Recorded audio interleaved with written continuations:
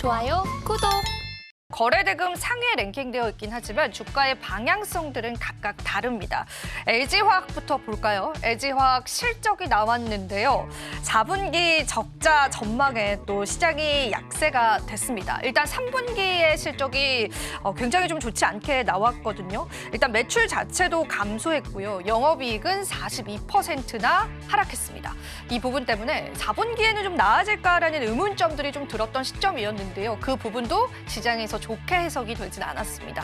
사실 오늘 LG에너지솔루션의 하락이 LG화학의 이러한 실적에 영향을 받아가지 않을까라는 생각도 해봤습니다. 자, 오늘 시장에서는 6.34% 하락하면서 31만 7천 원 선에 거래되고 있는 모습 확인되고 있습니다. 두산 에너빌리티도 살펴보겠습니다. 소형 원전 관련해서 또 시장에서 대장주격으로 움직이기도 했었는데요. 오늘 신재생에너지 사업 관련한 시장의 이슈도 부각을 받았습니다. 물론 큰 상승폭은 아닙니다.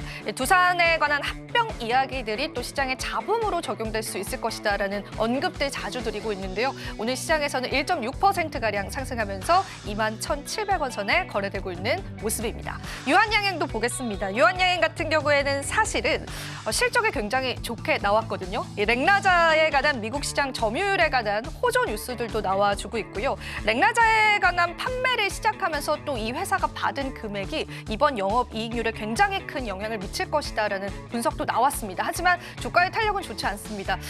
제 생각에는 아마 오늘 국채금리 상승한 부분들이 이제 바이오 종목군들을 약하게 만들지 않았을까라는 생각도 좀 드는데요. 오늘 시점에서는 4.5% 정도 하락하는 흐름 나와주고 있습니다. 현대로템도 보겠습니다. 현대로템은 오늘 시장에서 1.26% 상승하고 있는데요. 자, 오늘 또 현대로템에 관한 실적 이야기들도 나왔습니다. 방산산업이 성장을 할 것이다. 그리고 철도 사업이 흑자로 전환을 했다라는 그러한 이슈들 좀 부각이 되면서 오늘 시장에서 약보합 상승 흐름 나타내주고 있습니다.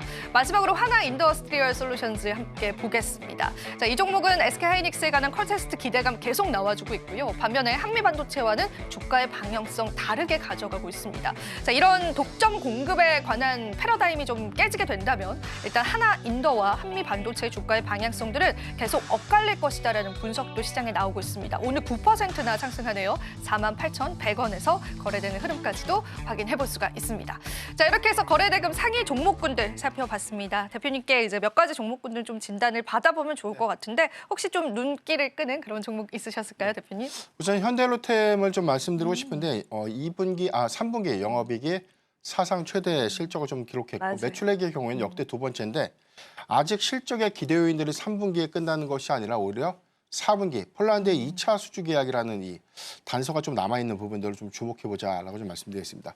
일단 뭐 우리가 증권사 리포트를 통해서 이 방산 섹터의 경우에는 3분기 영업이익 추정치들이 좀 상회할 것이라는 전망들이 좀 계속해서 나왔는데 전망보다 더 양호한 실적을 좀 발표하지 않았나라 좀 보고 있고 해당된 뉴스가 어제 실적 발표 이후에 세론 효과를 좀 작용했기보다는 오히려 다음 수주에 관련된 기대감들이 아직은 좀 남아있다는 점. 그래서 지난번에 폴란드 대통령이 좀 방한하고 난 이후에 맞아요. 2차 실행 계약까지 좀 이어지지 못했던 측면들 좀 아쉽지만 전반적인 1차 실행 계약의 공급량들이 K2 전체 180대거든요. 상반기에 한 32대, 한 40대가 채 못 미치게 좀 공급이 됐고 아마 올해까지 인도량을 다 반영하더라도 80대를 좀 초과하기는 좀 어려울 겁니다. 그래도 여기에 관련된 실적 기여도가 굉장히 좀 크다는 점, 아직도 100대의 공급 물량이 좀 남아있다는 점 좀 긍정적이고 추가적으로는 180대를 좀 상회하는 한 200대의 2차 실행 계약이 좀 예정되어 있다는 측면들을 좀 고려해보면 앞으로 향후 한 2년에서 3년치 일감들을 좀 확보한 상태에서 여기에 더해서 뭐 철도 사업에 대한 이익 지표도 좀 나아지고 있는 그런 부분들이 점진적인 수급 기대 요인들이 좀 남아있다는 점 참고하면 좋을 것 같습니다. 지금 뭐 MSCI 편입 이슈도 있기 때문에 주가가 단기적인 조정을 받고 좀 급락하기보다는 11월 정기 편입 지수, 정기 편입 기준 일자까지는 사실상 뭐 주가가 어느 정도는 좀 지탱해 주지 않을까라고 좀 볼 수 있겠지만 지금 뭐 보유자께서는 일부 추세 이탈을 염두에 본다면 한 비중 한 30% 정도는 차익 실현 이후에 오히려 주가가 좀 조정을 받는 구간에 다시 한번 매수하는 전략이 좀 유효하지 않을까라고 좀 첨언드리겠습니다. 지금 바로 구독을 눌러보세요. 실시간 경제 뉴스, 투자 전문가들의 다양한 시황과 정확한 분석, 또 알찬 투자 정보까지 신뢰할 수 있는 저희 서울경제TV와 함께하세요.